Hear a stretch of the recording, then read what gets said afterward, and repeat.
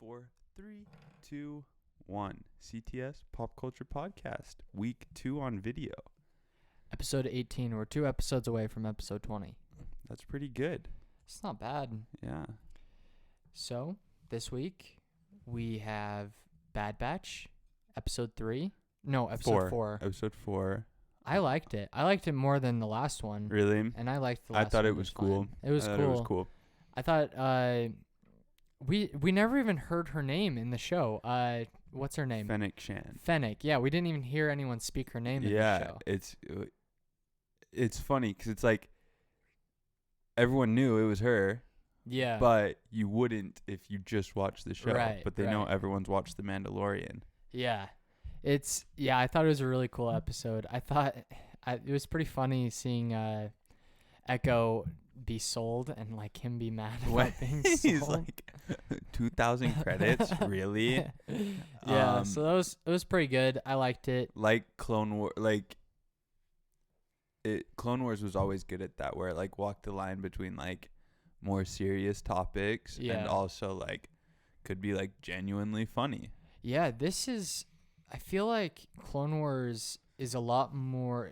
If you didn't see Clone Wars and you had only seen other Star Wars animated stuff, I think a lot of people would be surprised by how I hate to use the word violent, but how violent Clone Wars is. Kind of dark. And Bad Batch. Like, yeah, it's like it can be dark, pretty dark. Right? Yeah. I mean, in episode 3, like Crosshair like slaughtered a bunch of civilians. Yeah. So, yeah, it's pretty dark. And like in this episode, like Fennec just like shot people, right? Yeah. It was like, and usually they're shooting like clone troopers or stormtroopers, and so they're like not a face, but yeah, but I really liked it. I'm hoping that it sort of differentiates itself a little bit more from Clone Wars. I guess when I first started watching it, I was like, oh, I think this is going to be really, really different. But I think it is. I mean, it is Clone Wars, and obviously I think that's sort of the point. But I think they will take it a little bit in a different direction than what we had seen with Clone Wars, right? Because right now this feels like just a set of Clone Wars episodes. You know in Clone Wars when they have those 8 like episode an arc, right? an arc. Like a little yeah, arc. This sort of feels like a Clone Wars arc, but I think as it goes on, you'll see Bad Batch is going to be separate from Clone Wars. It's going to have separate things and just about it. I think the like process of moving away from the actual Clone Wars, right, will help to do that. It'll be more about like the early Empire and that stuff, and obviously we're getting a connection to the Mandalorian because Fennec's in there. Dude, it's kind of crazy seeing like people like the Empire so far in the show, right? I mean, everyone we've seen is pretty much fans of this new Empire, except for obviously our heroes. Like, if in this last episode we see the clones, and they're walking through the streets to like a cheering crowd, and then obviously Hunter says, the war is over, we won, and it's like, depends on how you look at it. I'm paraphrasing, but he says something along those lines. But I think it'll be interesting, and I hope they continue sort of on with that, because right now we're seeing the height of public perception of the Empire. Yeah. People are probably pretty happy. Like, the war is over, the war has been won. So it'll be interesting to see. And as far as Star Wars goes, right, like we've kind of only spent time with people that are directly opposed to the Empire. Yeah. Right? Like, or before the Empire was formed. And so it's an interesting perspective where we're seeing, well, yeah, probably like in the last episode when Crosshair is talking to that soldier and he's like, the Empire gives me a place to stay, like food to eat. Yeah, exactly. And like safety. Like, I'm sure a lot of people in the galaxy are like, well, that's better than like warfare. Yeah, yeah. So it is a cool take.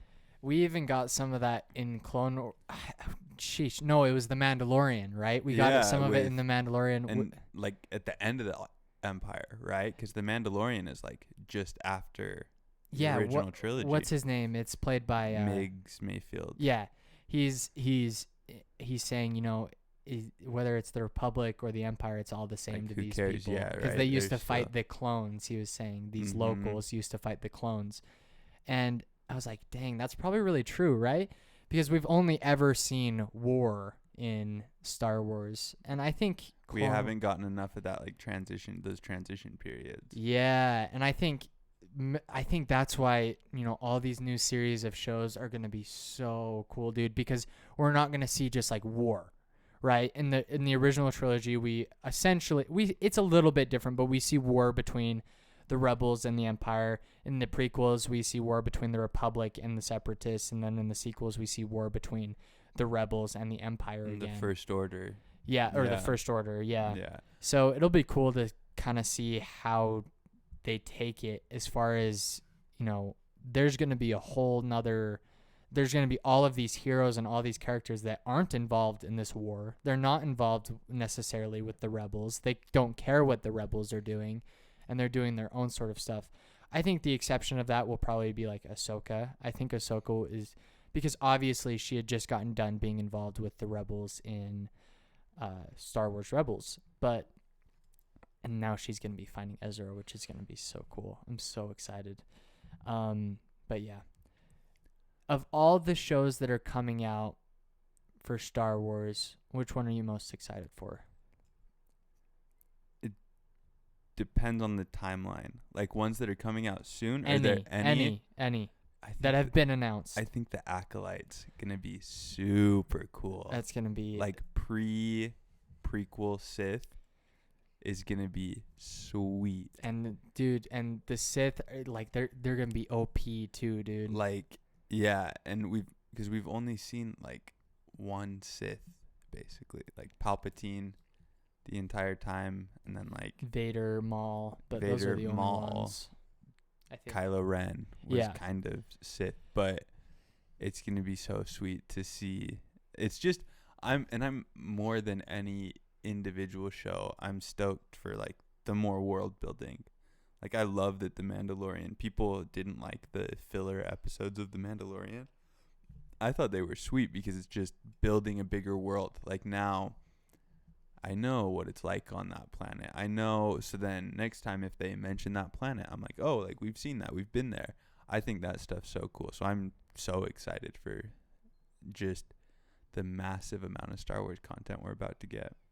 Yeah. It's How gonna be about- cool. If I had to choose one, I'd say the Obi-Wan series, I think, is what I'm most Yeah. excited for. They did just cancel or put on hold that Rangers of the New Republic show. I saw that. It makes sense, but from what there was reports earlier that it was just going to be Hera. Hera Syndulla was going to be That'd be replacing Cara sweet. Dune. But maybe they just went, that doesn't, like, maybe it was too far along in development, or like she was going to be too big a part of Dude, it. we could have seen live action Jason Jason Syndulla, Syndulla. that nasty little green-haired orange baby. Yeah, it's funny because, you know, we were talking like a few weeks ago after the first episode of Bad Batch came out, and we were like, dude, those children are weird Children looking. characters are just awful in Yeah. Star Wars. Like, even original Ahsoka, like, her character model is kind of weird. Omega's kind of grown on me. I think like it's a little bit. I don't know if they changed her or what, but I feel like she's probably the best kid character they've done. But even her, it's still voice just is a little still off. a little And wonky. I don't know if it's like Uncanny Valley a little bit, where it's like with the adults, I can kind of like they kind of look real enough, and I don't know. It's weird. It Yeah. just doesn't quite feel right. Yeah, Jason Syndulla's a mess though. Like I- even Rebels, which has really different animation style, it's very different from Clone Wars or any other type of Star Wars. It's like, yikes. He that looks kid like- looks odd. You know the Oompa Loompas in like the original, like Willy Wonka and the Chocolate Yeah, Factory? yeah. He looks like the baby version of one of those. Just the absolute worst thing. The Look at him. Look at that, dude. gosh. I'll It's just so wonky. do He's some got green editing magic hairs and throw a picture and up. green eyebrows with purple eyes. Yeah, just does not. Hello? Giant like elephant ears. Yeah. It's a weird character model. I'm not a fan if he ends up in live action. I hope they're not super faithful to like big prosthetic ears. Dude, and he could be. So, tell me this: does if a force sensitive person has a kid, is the kid force sensitive? Like automatically? I don't think so. Yeah, I don't right? think so Because it can't only work like that, right? Because people have to show up as force sensitive. I don't know. We haven't seen, like, since we've kind of only followed one family of force users. I don't know. I don't think so. I can't think of another other than obviously Anakin and Luke and Leia and Padme and all those people. I can't think of there's got another force sensitive parent having a kid in Star Wars. Can you think of other than Jason Syndulla? I can't think of a force sensitive parent in the Star Wars universe having a kid. I can't think of one. Is there one? like Kylo, right? Oh, that's right. But, yeah, that's fair. but And also Leia was obviously force force sensitive. sensitive. You could make an argument. I'm not quite sure on the lore, but Palpatine had to have had a kid. Right. But I'm not 100% sure if the implication was that any like kid he had was actually just a clone. I think that was the implication, and like a failed clone. And that's who Rey's parents were. Ooh, was no a shot. failed clone. So yeah. I don't know. I'm sure there's something. That wouldn't make sense because there'd be too many force sensitive people, right? If anyone that was force sensitive, they're kids. Well, is there that many force sensitive people in the galaxy? There were, right? There were a ton of force sensitive people, like before, obviously in the times, but in other lore, like there were tons of force sensitive, like thousands of Jedi. Well, and the Jedi couldn't have kids, could they? I think they could before. Huh. Like, yeah, I don't know. But yeah, I hope we don't see him in live action. I'm gonna be angry. Yeah, if it'd he's be in live whack. action.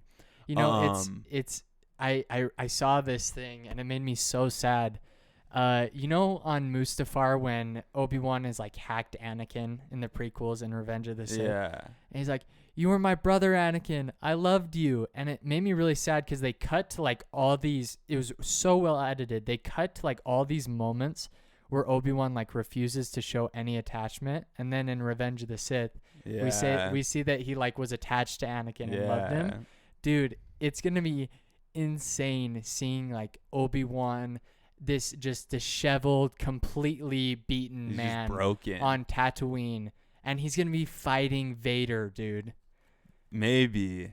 I think that's been confirmed. I think it's been confirmed that they meet. I don't know if it's been confirmed. Star Wars lady said it, at least. That they're both in it, that Hayden Christensen and Ewan McGregor in it. I don't know if it's been confirmed. Like, so in what function have they met? Because there's a lot of lore about like Vader like seeking out Obi-Wan in his mind. So like I'm hesitant to fully believe that they meet, and more think that it might just be like a dream or like a vision or something like that, and then so they have a scene together where they're together. I don't know if there's like a full-on fight. So Kathleen Kennedy has promised that it leaves Tatooine, is what I'm seeing. That's good. The Obi-Wan series is set to take place approximately 10 years after Revenge of the Sith, so any scenes of Anakin will have to be flashbacks. However, Kennedy also promised fans the rematch of the century between the iconic Dark Lord and the Jedi. There's a You'd have to take Kathleen super Kennedy's prevalent promise. comic where Vader fights Obi-Wan again in his mind. Huh. So I'm wondering if that might be what they're talking about. Who knows? Dude, it's gonna be really cool. I think it'll probably be the last, essentially, prequel project, which is gonna be sad because I don't think. I think it'll. What do you define as prequel project? Like connected to those characters? Yeah. I don't know. I don't know if we're gonna see any other like new series or stuff like that other than Bad Batch, Obi-Wan. I mean, they could revisit it. I think they'll revisit like before the prequels and maybe connect those characters to the prequels that way. That's true. But I think this is probably going to be the end of. It's filling out the. I wonder. I was thinking the way they had like, what's his like, Doom, like Jason Doom, Yeah. right? Caleb Doom. Caleb Doom, whatever. Dune. Something. Dune. The way they had him run off, it made me think that if he doesn't show back up again in Bad Batch, we were gonna get like a young Kanan That'd be kind of series, crazy. like Yeah. following him, which would be kind of cool. Like we really haven't seen that time period, like post Order 66 Jedi on their own. Yeah. Would be a pretty sweet thing, I think. I'm really excited. I know you haven't played the game all the way through, but there's going to be another Star Wars what's it called? The one with Cal. I can't think of the name. Force Unleashed? No. That would be insane if we got a live action Force Unleashed. Star Wars. Oh gosh, this is going to make me mad that I can't what's it called? It's called Star Wars Fallen Order. Fallen Jedi Order. Yeah. It's gonna be cool. I think the second game is gonna be super cool because it's canon too. Yeah, which is they're cool, all canon. So I guess I was wrong when I said we didn't really have a story like post Order 66, like Young Jedi, because we kind of do. We kind of do. But not in. We see what we see is like, so he's probably like 12 or 13 when Order 66 Spoilers takes for the place. game. Yeah, you care it about came that. out like 7 years ago. So if you haven't played it yet, you're dumb. Just kidding. That's rude. He was like 13 when Order 66 took place, and when you start the game, I think he's 19. So I think he's like our age. But we also see another Jedi in that game, but I can't remember her name for the life of me.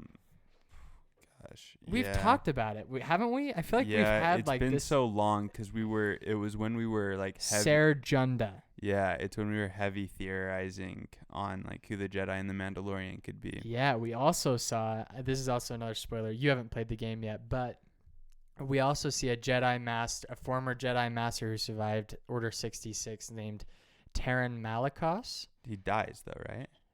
Cal kills him. Yeah.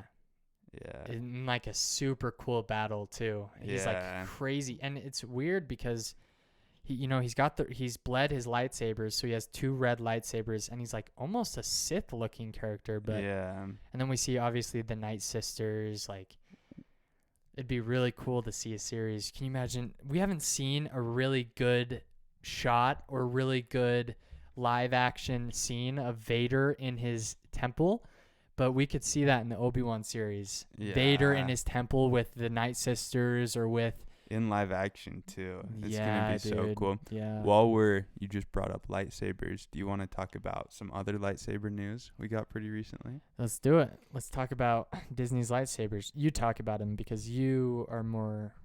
Yeah. So like, it was probably 2 months ago. There was like a Marvel investor call type thing. Like they were like, it was Kevin Feige and it was promotion for the new Avengers line they're opening up, and we can talk about that a little bit later. But they were talking about it. They go through and then they get to the end, and the other guy that was presenting with Kevin Feige, he kind of like he walks off to the side and walks back out, and the lights go out. Or maybe the lights don't go out. It's not on video, so it's hard to say exactly what happened. And he ignites a lightsaber. Ignites it. Like it ignites like in the movies. And he's like, this isn't fake. No CGI, no special effects. This is real. And then the call ends. That's it. Really? So he drops that bombshell. And then we get like, it was only like a week or two ago now, Disney social media accounts put out a video of this lightsaber that like extends and retracts like the lightsabers in the movies, not the like flick out lightsabers, not the Yeah, and it's a like single spring loaded. It's a single piece, Yeah, right? it's a single piece, not like and the it literally telescoping. Yeah, so the technology is basically just like there's a little motor that it's like the snap bracelets, and it's collapsed down inside the like lightsaber hilt, and there's a little motor that pushes it up through when you hit the button and causes it to expand and stay at least a little bit rigid. But it's so sweet. How cool is that? Like that you could have a lightsaber like that. I would pay whatever. I wish you could fight with them though. Can you imagine one that was actually durable enough? We don't know yet if you can. I doubt you'll be able to, but I would pay whatever money they asked, to be honest. But there is reports that they might not be for sale. No shot? Why? Really because there's that like the Star Wars Galactic Star Cruiser that's a new hotel at Disney World, and there's some lightsaber experience there that people think they might be used for and for like shows. But is it like Disney to have something? Disney's whole thing is merch. They love merch, like, dude. You could probably charge $1,000 for it, and a lot of people would buy it. I really want to do the lightsaber building experience at Disneyland or Disney World. I think that'd be so fun. Yeah. When you go in and like you build one, you get to choose your kyber crystal. It's sweet. It would be so cool. Yeah, they've got one in California. Yeah. We should go. That'd be fun, dude. Once things get back to normal. And speaking of what they have in California, Avengers Campus is opening up pretty soon. That's going to be crazy. There's going to be rides and stuff, right? Right now, there's only one. What is it called? It's Spider-Man Web Slingers. Oh, yeah. That one's pretty crazy, though, isn't it? So it's like a, I don't know how familiar you are with, like, Disney parks, but, like, you know the, like... Toy Story? Like the Midway Mania, right? Where you're, like, playing the game. It's like that, except instead of having a little gun that you pull... You shoot stuff by doing the like Spider-Man motion. Yeah. Like that's how you shoot cool. stuff. So it's going to be like that. And then that's phase 1. So there's going to be that ride. Then there's going to be like a Doctor Strange like show type thing where they teach kids how to do like the Doctor Strange stuff. There's Pym Test Kitchen, which is like a Ant-Man themed restaurant. There is a shawarma cart. There's that Spider-Man animatronic, the Stunttronic. Have you seen that? Yeah, I think I've shown you that it can like do flips and stuff. There's Guardians of the Galaxy, and then obviously there's the like retheme of Tower of Terror, the Guardians of the Galaxy Mission Breakout. So there's no Tower of Terror now, right? Not in California. Oh, gotcha. Nope. It's just the Mission Breakout. There's still one in Florida. Because they can't do Avengers stuff in Florida. Well, because why? Universal has the rights to stuff in theme parks in the U.S. Yeah, west weird of stuff over east there. of the Mississippi. You were telling me about that. But so that's gonna be cool. And then there's plans already for a phase 2 that for the land that it'll be added, and there's a big building with like a Quinjet on top of it. And in phase 2, they're going to add an attraction that is like supposed to be like revolutionary, and it's still early stages so you have no idea. But the premise is that you're going to be fighting with the Avengers at the battle in Wakanda. Really? Yeah. That's crazy. Which is going to be like sweet. It's going to be cool, and I'm a sucker for new stuff. So that's going to be sweet. That opens June 4th, so it'll be cool to see. Just in time for Loki to come out. Yeah, that'll be cool. We'll have to go. I haven't been to California since before Star Wars Land or whatever it's called. Yeah, I went like probably a year before Star Wars Land opened. Yeah. Slightly less than a year. I really want to go to Disney World too. Because Disney World's way bigger, isn't it? There's 4 parks. Yeah, there's 4. So you've got Animal Kingdom, Magic Kingdom. That's kind of like Disneyland. I've heard it's like 3 times the size of Manhattan or something like that. It's huge. In terms of They have, because they area. also have that like they also have a rule that only 30% of the land can be like used. Yeah. So Florida does or Disney does? Disney does. So for every like 3 acres of land they use, there has to be 7 that's left empty. Yeah. So they just have to like expand outward to add stuff. But yeah, it's really cool that it's too bad they can't do the Avengers thing in Disney World, because they have Pandora. It's just they weird that they don't just settle it and go buy the rights and just be so expensive. Because if you're Universal, do you go, like, Disney can't say, oh, like, it's not worth that much, like, we'll just take it off. Like, I bet Universal would try and charge them like 20 or 30 billion dollars, like just a ridiculous amount of money for it. And so it's like Disney's like, fine, like, we have enough properties to use, and they can kind of skirt around it and add some stuff. Like, they can do Guardians of the Galaxy stuff. So that's another reason why Disney is trying to bring these like characters that aren't like the main, like Avengers, like those characters in, because the way the deal works is they can do characters that Universal hasn't used. They can use those characters. They just can't say Marvel. So like they're making a Guardians of the Galaxy attraction. So if like Shang-Chi does really well or Eternals does really well, they could make attractions for those. So it'll be cool. It'll be interesting to see. I hope the ride's good. Yeah. The land looks good from like promotional stuff they've done, and like people sticking a camera over the fence. It looks sweet. Yeah, it looks cool. I've seen some of the pictures of people, or like some of the videos where they like try to get over the fence with their cameras or whatever. Yeah. So it'll be cool to see. One thing I was gonna bring up, like, the east of the Mississippi stuff, or is it east of the Missouri? Mississippi, I think. The east of the Mississippi stuff, I think we talked about this the other day. I don't know if we ever talked about it on the podcast, but me and you were talking about this. That stuff happened while Marvel was struggling for cash or something like that, weren't they? Yeah, so it was like in the late 80s, early 90s. Marvel was not doing good. Like, DC was the leader in comics. DC was the leader in comics weren't as popular, and DC had been successful with movies. Yeah. And Marvel really hadn't. They hadn't figured it out. And so they were struggling. So they sold off their rights to a bunch of different people, and Universal just said, "Hey, like, we want." The only thing they bought is like Hulk and then a bunch of other weird property rights. No, right? So they had, the way the contract works, and I don't know, we might have talked about this on the podcast, but I'll go over it. But the way the contract works is they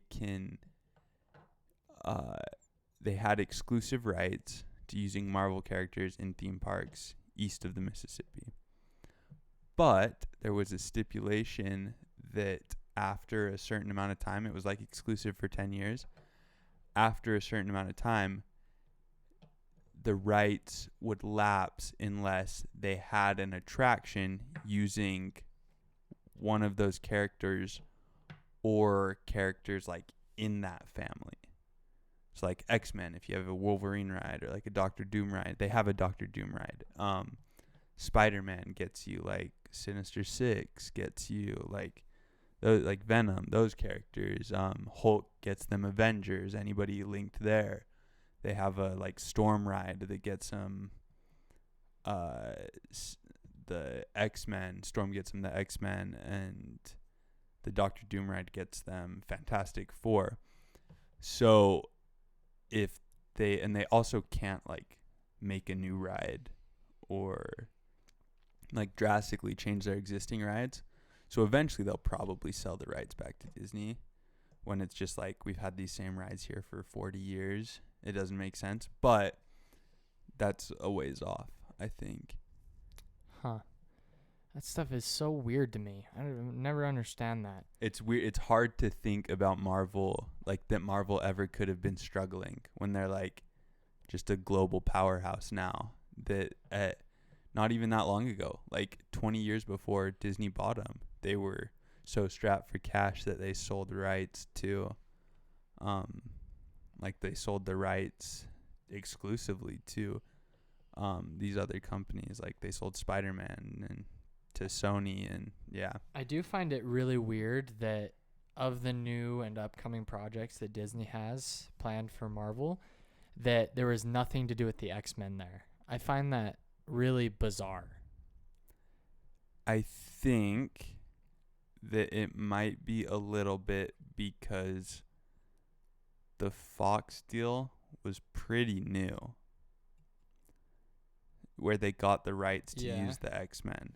Yeah. So in like film, you can't plan more than like planning anything more than 5 years out is kind of dumb. So I think they already had their 5-year plan in place.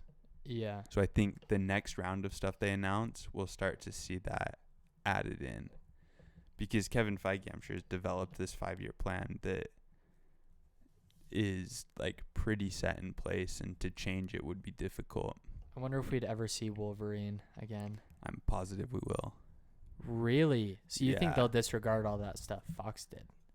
Is that Or- stuff not well, considered canon? They're The already stuff setting. Fox did? No, It's not considered canon. Mm-mm. None of those movies are. not in the MCU universe. That's, I think, another reason they're setting up the multiverse stuff with like Doctor Strange and WandaVision and Spider-Man, so that they can do that, where they're like, hey, they can't have an explanation for why this other stuff exists and why it doesn't count for like the main Marvel universe, because it's like, hey, like this was just a different multiverse, or it was a different universe in the multiverse. That's easy. But I'm positive that we'll see like why X-Men are like arguably bigger before before like the MCU, or bigger comic book characters than the Avengers. Like, why would Disney not capitalize on that? I just don't, like, from a purely cynical like money making point of view, Disney has to use them at some point. Yeah, because those Wolverine movies were always really good. This Yeah. last one, Logan, I don't know if you've seen it. I didn't see it. Dude, it was really good. Hugh Jackman is such a good actor for that role as well. I also think that's probably another reason why they're waiting, is because they need to give it a little bit of time to cool down, where people aren't going to be like, new Wolverine, like it has to be Hugh Jackman. They have to let it simmer for a little bit so people can be more accepting of a recast. Yeah, I could see that. Yep. All right, should Let's we wrap this one up. Bye, everyone.